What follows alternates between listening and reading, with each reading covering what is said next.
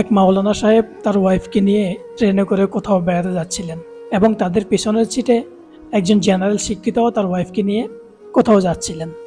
হঠাৎ করে জেনারেল শিক্ষিত বলে বসলো, এরা কেমন মানুষ, তার ওয়াইফকে প্যাকেট বানিয়ে একদম নিয়ে এসেছে।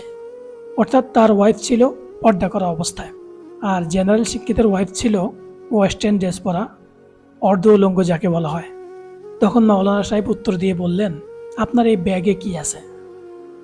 জেনারেল শিক্ষিত বললেন, কেন, আমার এই ব্যাগে আমার জরুরি কাগজপত্র, টাকা পয়সা, সেগুলো আমি সেভ করে রেখেছি, ব্যাগের ভিতরে রেখেছি। তখন মাওলানা সাহেব বললেন, কেন, আপনার বউ কি আপনার কাছে গুরুত্বপূর্ণ না? আপনার বউ কি আপনার কাছে মূল্যহীন? তখন জেনারেল শিক্ষিত রেগে গিয়ে বললেন, কেন, আমার ওয়াইফকে আমি অনেক ভালোবাসি, কেন মূল্যহীন হবে? তখন মাওলানা সাহেব বললেন, আপনার ওয়াইফকে আপনি ভালোবাসেন কিভাবে? আপনি তো আপনার ডকুমেন্টগুলো, আপনার টাকা পয়সাগুলো আপনি ব্যাগের ভিতরে সেভ করে রেখেছেন, আর আপনার ওয়াইফকে আপনি খোলামেলা অবস্থায় বাইরে রেখে দিয়েছেন। তাহলে তো বোঝা গেল আপনি আপনার ওয়াইফকে বেশি ভালোবাসেন না, আপনার টাকা পয়সা, ধন দৌলত, জরুরি কাগজপত্র এগুলোকে বেশি ভালোবাসেন।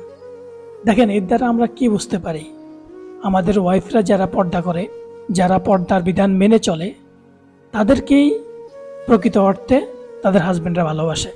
মূল্যবান না হলেও তো তাদেরকে খোলামেলা অবস্থায় রাখতেন, তার মূল্যবান জিনিসের দিকে কেউ যেন নজর দিতে না পারে, সেই জন্য তাকে পর্দার বিধান মেনে চালায়।